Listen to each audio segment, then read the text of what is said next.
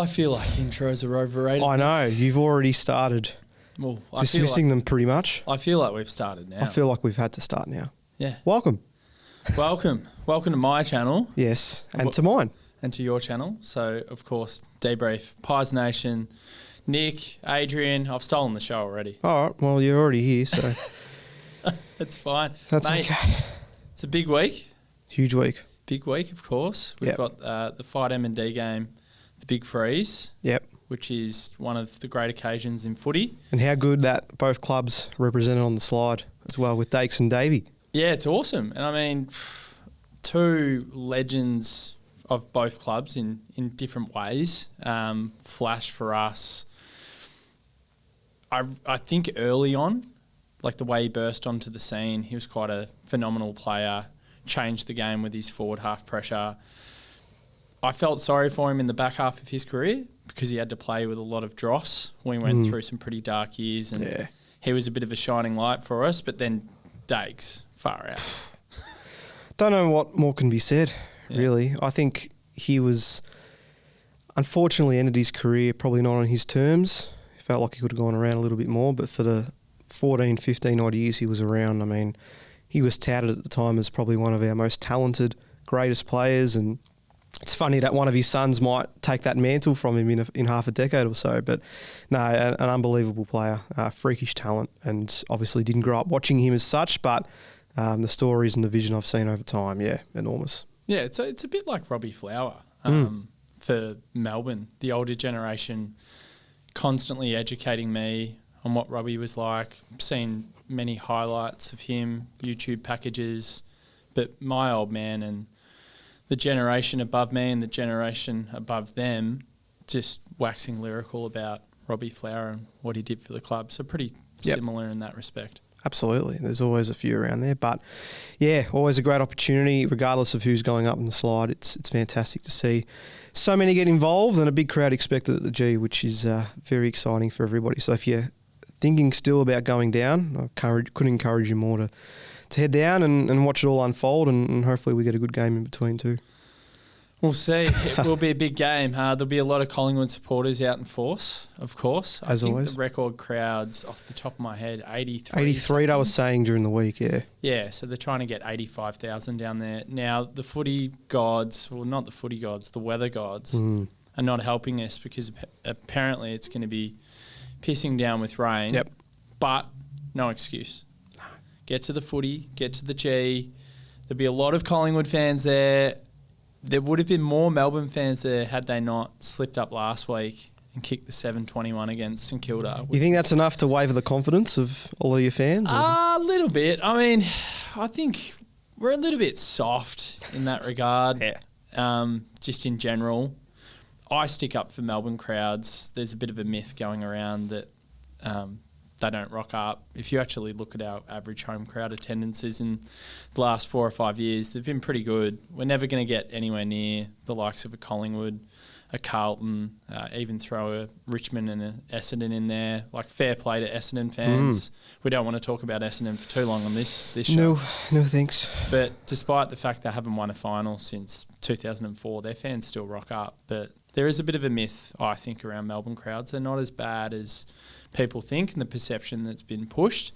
But this is a big day for us. Melbourne have to treat it like their grand final because their season's on the line. Yeah, well, I mean, you wouldn't have thought that was the case even 5 or 6 weeks ago, and I've had to consume a lot more Melbourne content than I usually would, being the producer of your show.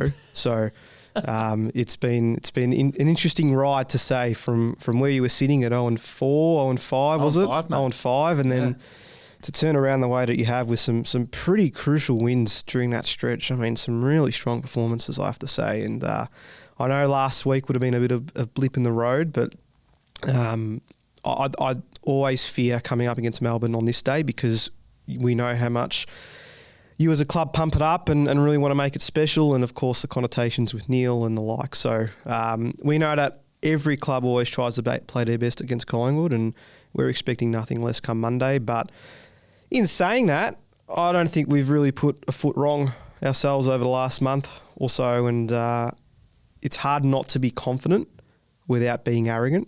even though I think we if you listen to our show on Monday, then geez, you would think we've already delivered. And some of the fans that have sent their voice memos in, and it's a pretty wild ride. But no, we know as Collingwood fans that nothing's won until the siren goes, and I'm just keen for a really good contest because I think we're going to get one. I think Collingwood fans know better than anyone else. You can get to the big dance because you've been there so many times, but the 16 flags and the 27 grand final losses probably always in the back of your minds. Yep, and you've accounted for a few of those, so thanks for that. Yep, very, back in the day, a long time ago. But that's the thing that I think keeps Collingwood supporters somewhat humble. Yep, is just the sheer reality that you've been there many times before and found ways to lose grand finals. But I said it on my podcast, and I think a few of the boys almost screw up their face a little bit, a bit of a smirk, like, why is he saying that? I genuinely do respect Collingwood because Collingwood are almost always there. There's no under-the-table fuddy-duddies that Geelong do. Carlton. And Carlton back in the day. Yep. And even Hawthorn, they had a secret bank account in 100%. Tasmania in the 80s, which I think contributed to a few premierships. So I think Collingwood do it the right way. And the one thing that I'm definitely jealous of is the amount of supporters that you've got, the crowds that you get. Even interstate teams coming over to play at the MCG, you're getting crowds in the 60s, high 60s, early 70s. Like, that's exceptional. So I do have respect for Collingwood. I think this year it's really funny. It kind of feels like Sydney of last year so far. You're taking the competition by storm. You're playing exceptional footy. Some of the stuff you played against Hawthorn was outrageous. Like the precision kicking going inside 50 was wild. Houston hitting up targets. What a recruit he's been. Even Steele side bottom. There was this beautiful worm burner that he hit this dart that went no higher than 15 metres and found a target inside 50. He's playing some of his best footy. I just think it's like, are you peaking a little bit too early? We won't know because no one's got the crystal ball. It feels a little bit like Sydney of last year. I think the difference between you and Sydney is Sydney were all class and poise and polish, whereas I think you've got a bit of mongrel bastard, and that's what you need in finals. We can turn it that way if we need to, which has been a positive. I think what's put me in good stead about how we're playing so far is that we've won in different ways. It hasn't been the same all the time, and some teams have found us out early in matches and we've been able to switch things on the fly and move some positional plays around, which has allowed us to be in better positions to win games. And I think that's what's made me pretty confident that we can be up to the task against just about anybody. I think it's so funny that after round zero, our mature age players were such a problem and that they were going to hold us back in 2025, and then they're arguably been our best players already this season. And you mentioned Steele. I mean, amazing. It's been a pleasant surprise to see just how well we have been playing. I don't think anybody, no Collingwood fan, could have expected us to be in the position we are at the moment, especially because the competition is still so tight. There's still so many teams that you can pencil in as ones that are going to be there on the final day in September. So it's pleasing, don't get me wrong. Being 10-2 on top of the ladder is fantastic. My one big concern is health.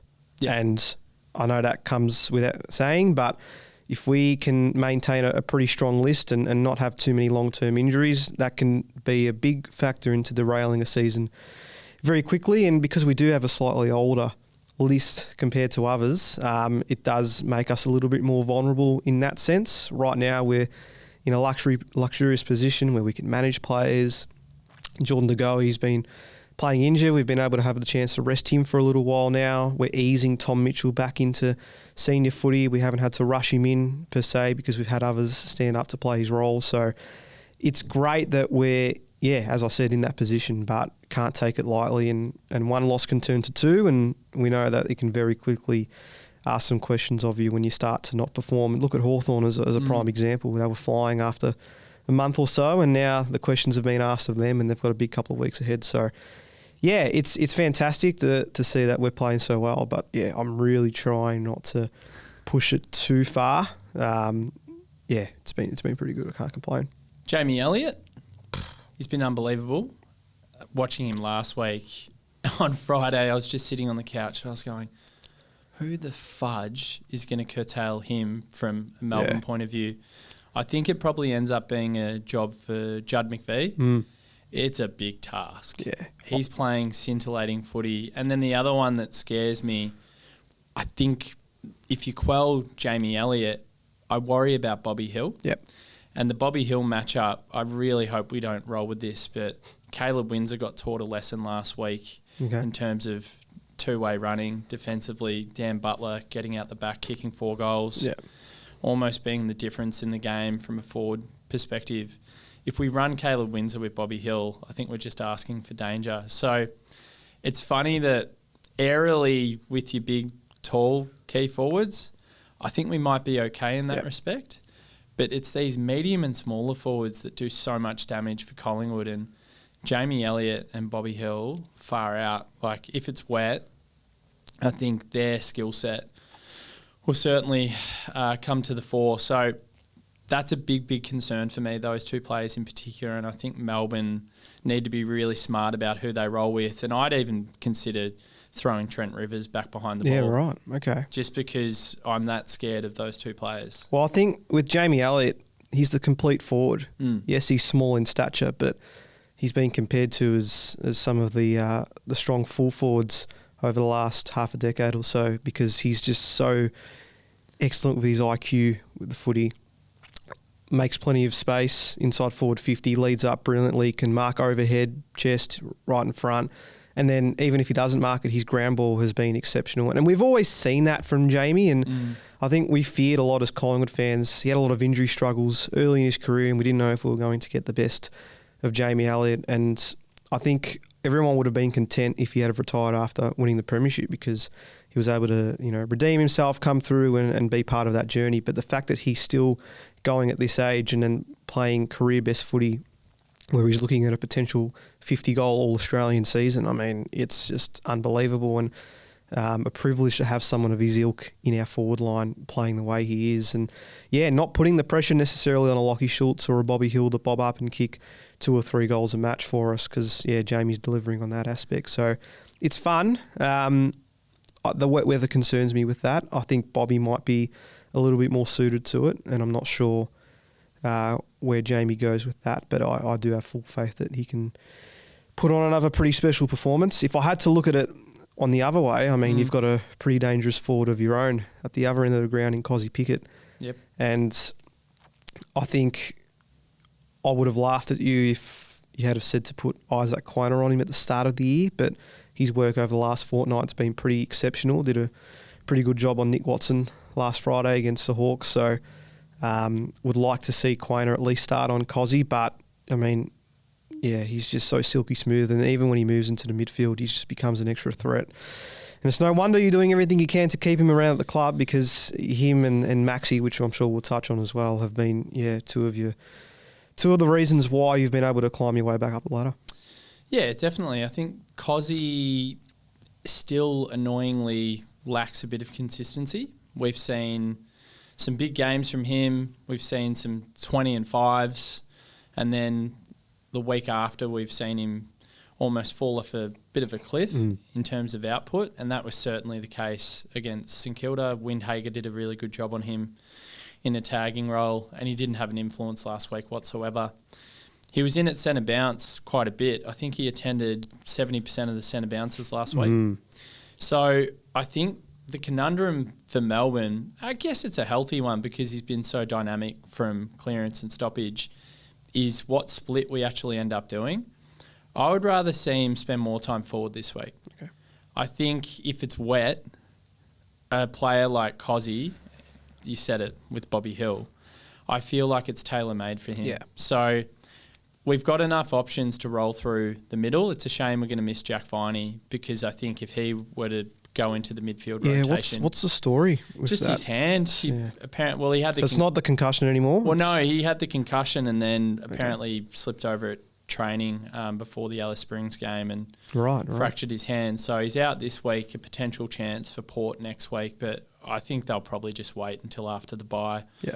and then he'll come back into the team. So if he came in, it would have been really nice where we could have maybe put Kozzy forward a bit more. It would have just made that decision a bit easier for match committee. But I just want him forward more. I would do a 70-30 split forward and mid this week with Kozzy. I think we need to get him in the forward half as much as possible if it's going to be wet. And the reality is, if Melbourne are good at one thing, and it's certainly not kicking goals, we're really good in the territory game. Yeah. So we've still got that in our DNA. Even last week, we had the high 50s in terms of inside 50s. St Kilda only had 40. We played a very aggressive press. We were happy to play that way. It was unfortunate we couldn't finish off our good work. Yep. And St Kilda in transition ended up kicking, I think it was 10 goals from their defensive half. So we're going to get time in our forward half, and that's why I would rather have a guy like Kozzy in and around what will probably end up being a lot of repeat stoppages. Yep. If it's wet. I think we almost in a weird way waste him a little bit if we're putting him into the midfield. I would love to see him stay predominantly as a forward, because I think he could ultimately be the game breaker and the match winner for us. And we're going to need some big performances, because Collingwood's form is unbelievable. Like, I've sat back and marvelled at what they've done in recent weeks. The rain probably suits us. Yeah, it does. 100%. Because of your precision kicking, you're similar to the Bulldogs in that respect. So hopefully those skills go out the window a little bit, and Melbourne can maybe make it a bit more of a grind. And I think we have to.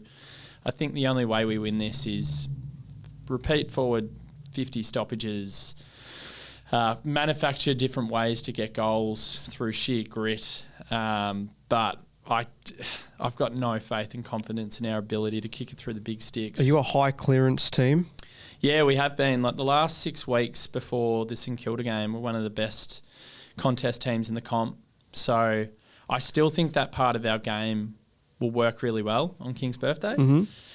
Well, I think there's your answer. Yeah. We've won the clearance count twice this season, and it's been See, it's funny because I wouldn't say it's a poor aspect of our game. Yes, we're conceding a lot of ground, and as you said, with the rain coming on Monday, it probably means we're going to have to sharpen up a little bit in that area, because if we give you repeat chances on goal and you'll convert them, as opposed to what you did against St Kilda, that's going to be a little bit of an issue for us. What we pride ourselves on is winning the ball in our defensive 50, yes, and then having that slingshot game where we can transition from defence to attack, and that's where a lot of our goals come from. We scored 71 points from defensive intercepts against the Hawks. It's amazing. On Friday night, which are unheard numbers, but I found it wasn't even top 5 under fly, really? That figure. Wow.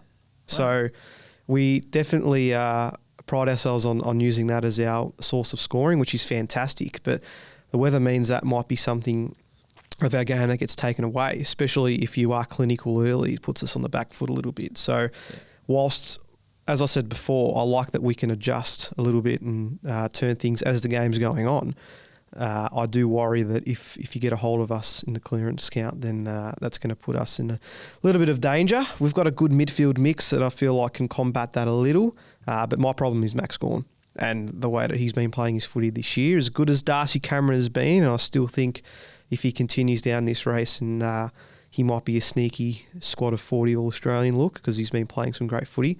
Max is the one that we need to stop, and if we don't, then I don't know if we're going to get the 4 points. Yeah, it's funny how many teams just decide to kick long down the line, and there's Big Maxi. Yep. Just plucking it out of the air with absolute ease.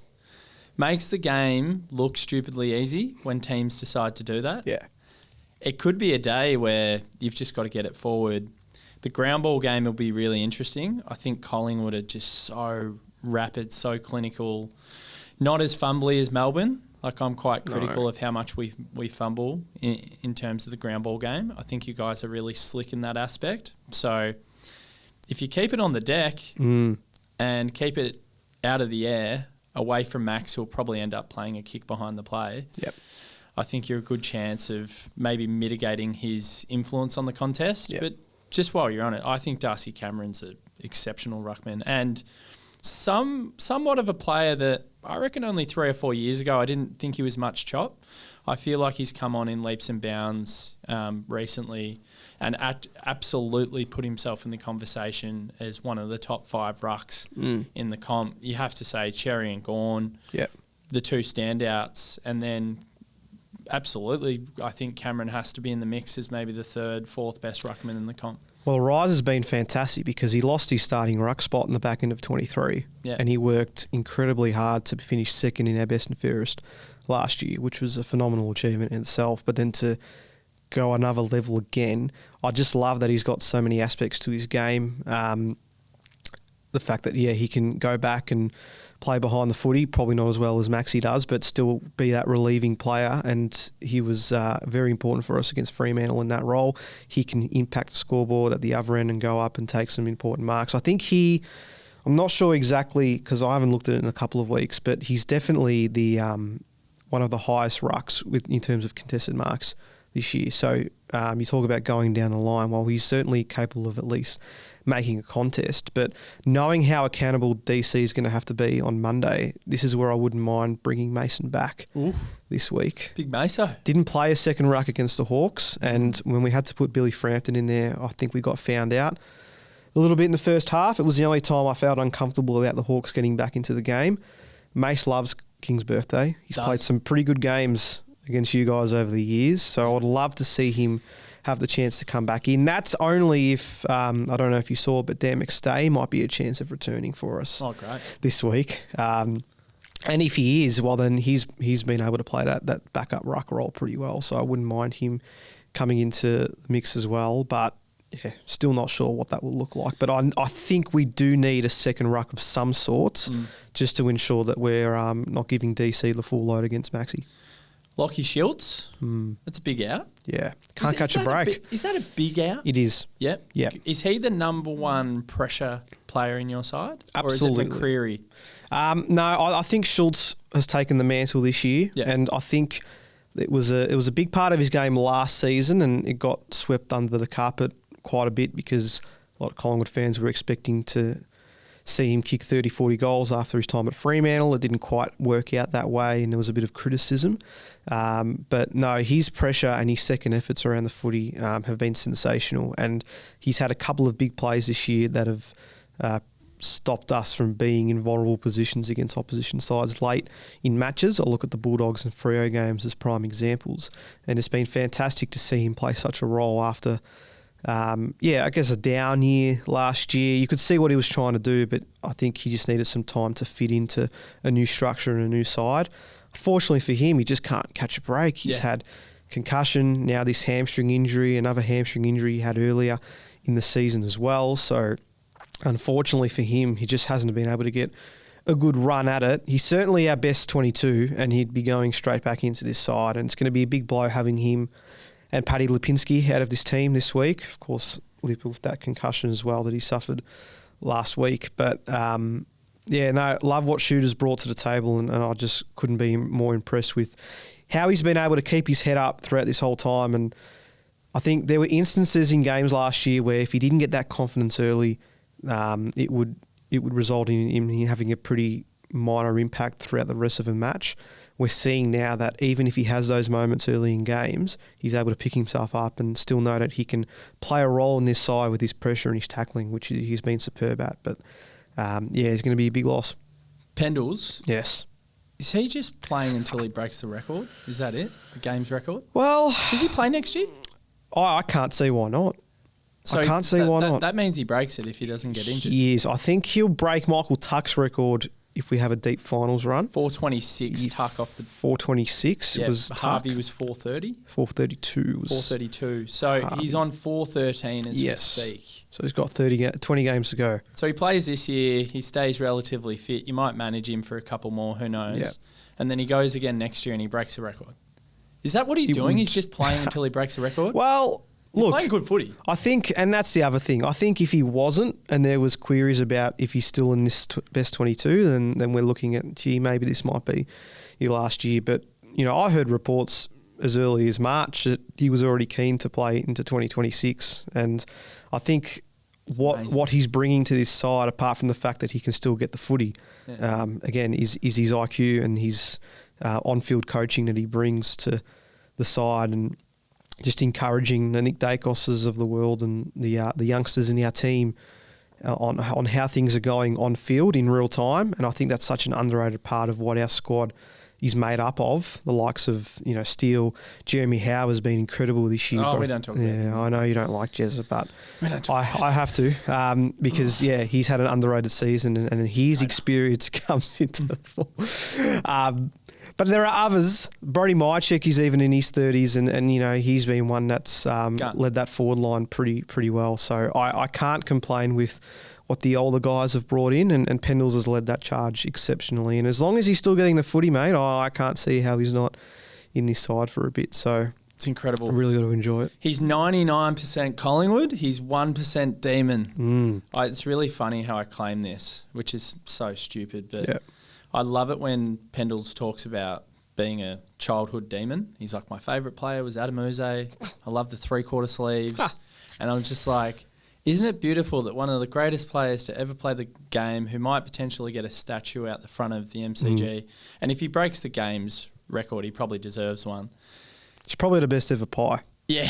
Oh, yeah, for sure. And he's got this tiny, minuscule semblance of red and blue in him from when he was growing up. But, yeah, I mean, he's Collingwood through and through, and he obviously loves the club, and he's so loved. And the other thing as well, as an opposition fan, is I think it's a true testament to a bloke like him where I just can't hate him. How could you hate him? Like, he's a fair player.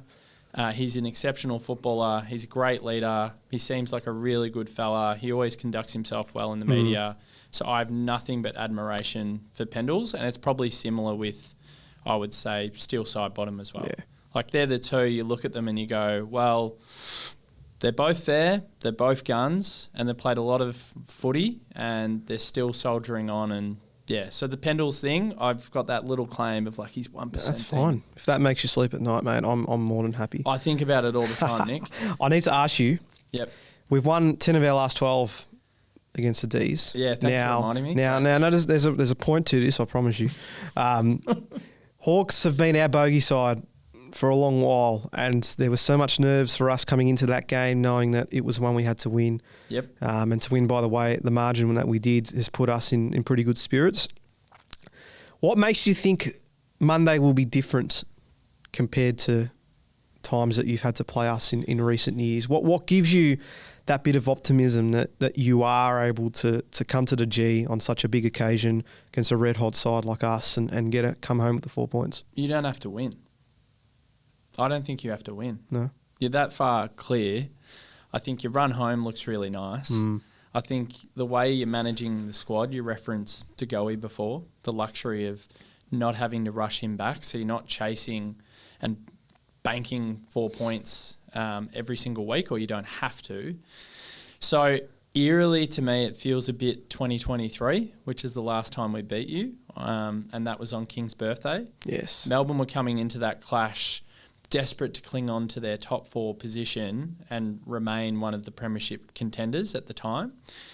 You came in there, I think, 11-1. Yeah. And I think you guys were a little bit off it. There were some key personnel missing as well. And I just felt like you were that 5-10% off it. We were ravenous. We were desperate. We needed the victory. I feel like there's going to be a slight bit of that in it. Yeah. I think the conditions might suit Melbourne. Like, you are an incredibly skillful team, and other people's theories are that, well, the most skillful side in the wet will actually do a number on the team that isn't as skilled. And we know that Melbourne aren't as skillful, but the one thing that Melbourne have is they're so fierce at the contest. Yeah. So I think if we can manufacture a score somehow from our territory dominance, that'll help. And then the other thing as well that I think has been lost in the wash-up from last week against St Kilda is we've actually been playing some good footy. You have. And even last week we generated 30 scoring opportunities. And if not for our inaccuracy, we're probably sitting here talking about, I know it's should have, could have, would have, but we're talking about a team that's won 6 of their past 7 leading into King's birthday, and the other loss that we had against Hawthorn, we kicked 7-14. Yeah. And again, there's a conceivable world where if Melbourne finish off their good work, we could have won 7 in a row. And again, coulda, shoulda, woulda. But to my point on that, we've won 5 of our past 7 the last week's loss was like a massive kick in the guts, just in terms of the progress that we've made. But it shouldn't hinder what I think will be a resurgent Melbourne on Monday, because if I was the coach, I'd still be telling them, you're doing a lot of things right, fellas. It's just we've fallen down with that final point of execution, which funnily enough is the most important part of the game. And you guys are phenomenal at it. But I think there's still a really rock solid body of work to suggest that Melbourne hopefully can encapsulate all the things that have made them a competitive outfit, more than a competitive outfit in the last 7 weeks, and we can see more of the good stuff and we can put all the inaccurate bullshit in the bin on Monday. But I think the most important thing is how Melbourne start. If Melbourne come out the gates, they're breathing fire, they're all over Collingwood, but we kick 1-5 to begin the clash. You go down the other end, you kick 3 goals 1 or 4 goals 1, and that's the score at quarter time. I think it'll be so deflating for Melbourne. I think Melbourne, especially early on in the game, we have to be clinical. We have to take our chances, and we have to get the ledger of goals versus behinds in our favour, because for me, a lot of this is mental. So that's why there's some optimism from me. I sympathise with inaccurate goal kicking because Collingwood are pretty prone to doing it as well. Only this year has it, for some reason, been nothing short of a miracle that we've actually been kicking pretty straight this year, which has been superb. But, I understand. And you're right. I think if you are clinical, especially in the wet, and as I said before, especially if you're getting on top of us in the middle, that's where we will find ourselves under the most pressure. And I'll be curious to see how we do respond to that. Our pressure's been very good as well around the contest. Our tackles counts have been absurd over the last fortnight. So I do back us in that if it does become a scrap, that we're able to get out the better of it. But in saying that, it could be a very different game come Monday. What are you expecting? Let's wrap it. What are you expecting? I'm expecting us to win by 40-odd points, if I'm honest. But the reality is it's not going to be. I was really hoping this would be a dry contest. It's not going to be. So if it was dry, are you pretty confident you win by 40? Well, I won't be that arrogant. No, it's not. I won't be that arrogant. That's not arrogant. Do you think about what you did last week to Hawthorn? Yeah. You did an absolute number. 5 odd goals. Yeah, I mean... I'd say. Yeah. Yeah, I think so. That's fair. I just back our system, our defensive system, the way that we can quell the influence of an opposition's forward line when they start to get irritated and frustrated that things aren't coming off, and the fact that we can transition so much of our footy from defence to attack and be really clinical in that aspect. It just puts me in good stead. And there's nothing that I've seen in the last 2 months that suggests that I won't see something similar on Monday. It's our last game. It's what, a 10-day break for us from the Hawks game. We come into the bye after your clash. As we said, a bit of a more favourable fixture run to come home. It'll put us in a really handy position at 11-2. And I just think that the mindset of this Collingwood side is a little bit different to what you were suggesting in 2023, where we were a little bit off and we're a bit unsure about what we needed to do to maintain the standards in that position, because at the time, it was the first time in a while we'd been on top of the ladder in such riveting form, probably since the back end of 22. We're probably a little bit vulnerable just in the aspect of not having that experience around us, and that led us to maybe having a bit of a more disappointing second half to the home and away season in 23. I think we're a more mature side, and Fly said that. It was one of the most mature performances he's had in his time when we defeated the Hawks. That just puts me in a lot of good faith that we can go ahead and win this. Just quickly as well, so yes. Aiden Johnson's suspended. Yeah, he is. Am I seeing Big Van Ruin make his way onto the G, or do we have another replacement for him? A lot of people are thinking maybe Tom McDonald comes back into the team. He plays behind the ball. Daniel Turner plays as a forward. Yes. I prefer that as my number one option. I think Jacob Van Rooyen and Matt Jefferson still need to do more time at Casey. Okay. They're kicking goals. Jeffo in particular is kicking bags. For Casey, I would rather see those two continue to probe and push at reserve level. I would go with the T-Mac back in. He's had a bit of a rest. Apparently he hasn't been going hard at reserve level. He's been conserving himself. Because you were pretty shocked when he got dropped in the first place. Yeah. I couldn't believe it. And the other thing is I rate Disco Turner really highly, and Collingwood supporters would know this, but he's finally got continuity. He's been in and out of the team a lot of injuries, a lot of mishaps. It's been a faltering start to his career over the last 3 years, and we did pick him up as a mid-season rookie, but he has found himself at the level. Yep. He looks so comfortable. He's having a big influence on proceedings. I think he's a serious footballer, and I think if we play him in the forward line, I think along with Kozzy, he could be the difference. I rate him so highly, and I think we've found one not only for the future, but for the here and now. Like, his intercept game has been brilliant, but Tom McDonald can do the same thing. And if it's going to be wet, I think we need a target long down the line. Petty's been okay, I guess, but we need someone who can actually kick goals. And Daniel Turner's the type of guy that I could actually see him kicking 3 or 4 on King's birthday. Nice. So that's what I think we'll go with in the end. Very good. I want a margin and a Neale Danaher trophy winner from you, please. I think Melbourne get it done. I think Melbourne get it done in gritty circumstances. I think we kick more behinds than goals still. Okay. But I think it's just an absolute slugfest where the score ends up being, for simplicity's sake, 70-60. All right. Melbourne win by 10 points to honour Angus Brayshaw. And it only took us 30-odd minutes to bring him up. I'm glad there's someone not playing for us. Yeah, I'm sure. I know. If there was an elephant in the room, that's for sure. That's okay. We won't talk about it. That's for the later. That's for later in the year. It is. Blood pressure levels have gone through the roof. Mm-hmm. But I think Kozzy ends up being the difference in this one. He tends to bounce back after having a down week. Yep.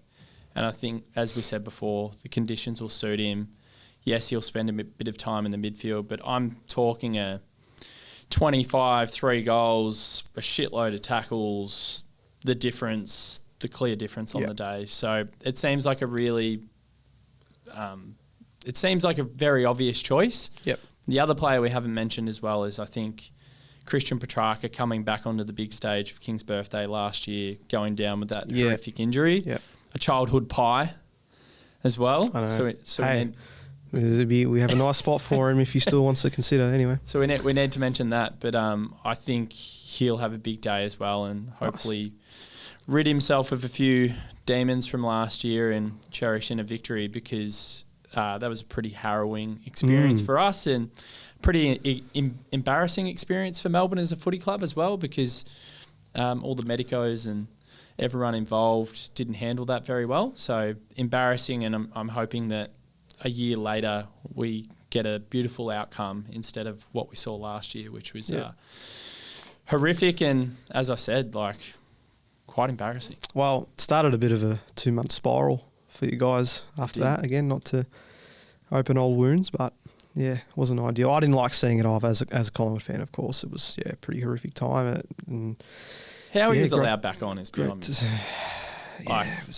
It was crazy. You could just tell from the stands. You could just watch him. He was like, what's he doing? It was. Yeah, it wasn't great. Oh, it was terrible. We were the same in the stands. We were standing there at one point. We're like, get him off.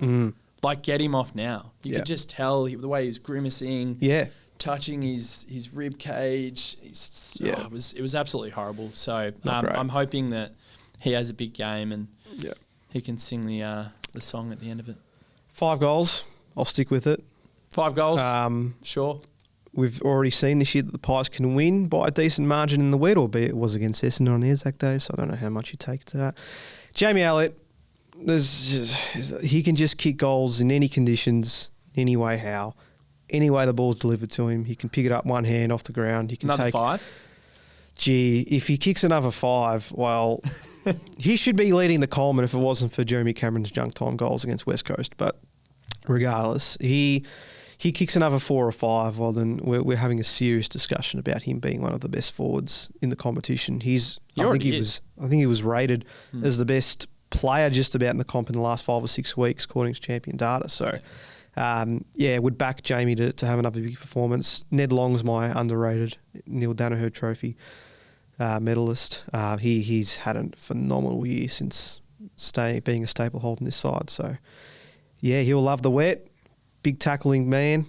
can get it done. Very hard to tackle, so that might be a bit of a task. But can't wait. It's going to be good. If you haven't got your beanies, buy your beanies, of course. You can get them on the day. I went to Coles before and they had to rip a few out from underneath the counter because they were sold out with the ones that were out in the open. Yeah, you can get digital beanies now. I don't know if you saw. Yes. Digital beanies as well. So link in bio for all DeeBrief viewers and listeners. Just jump on there on the Instagram page and you can donate and buy a beanie. But yeah, hit up fightmnd.org.au off the top of my head and donate to one of the great causes in footy. I just absolutely love Neale to bits. He's in just on that. How good? Obviously, he goes to the clubs each year in the lead up to the game, but to have his voice, the technology that they use to allow that to happen. I mean, technology can be used in pretty poor ways at times, but to see it utilised in that fashion, I just love that for Neale, and I'm just so glad that we're able to still see him in the flesh delivering those empowering and inspiring speeches each and every year. Just can't believe he's still here. Yeah. And it's remarkable that they've gone through this journey where at Big Freeze 11 and he had the opportunity to clone his voice and now he can interact with people. So a remarkably resilient man, a remarkable man, an extraordinary man. I run out of superlatives. He is an inspiration. It's a great day. The way that Collingwood conduct themselves, the respect between the two clubs, it's absolutely awesome. I love the way that Collingwood have lent into it. We share this beautiful occasion, but I'm sick and tired of losing to Collingwood. It's time to stop the rot. And I don't give a shit that you're top of the ladder. As I said before, I think you guys are in a prime position regardless. And this is almost our grand final, and it's about time we stood up for ourselves, stopped getting bullied on this day, and we did something about it. And I really want the 4 points this week because there are too many times I've walked out of the MCG after Collingwood losses. And, I just feel like I've been bullied in the schoolyard or something of that nature. And you'll hear it next week from me, mate. Don't worry. I know. I'm so sick of it. So please, Melbourne, pull your fingers out of your ass and win this occasion for once because the record is terrible. 15 Collingwood wins, 7 Melbourne wins and 1 draw. That's got to change. I don't care how good you're going. That has to change this weekend. Bring it on. We're ready for you. It's going to be good. Thanks, Nick. Thanks, 80.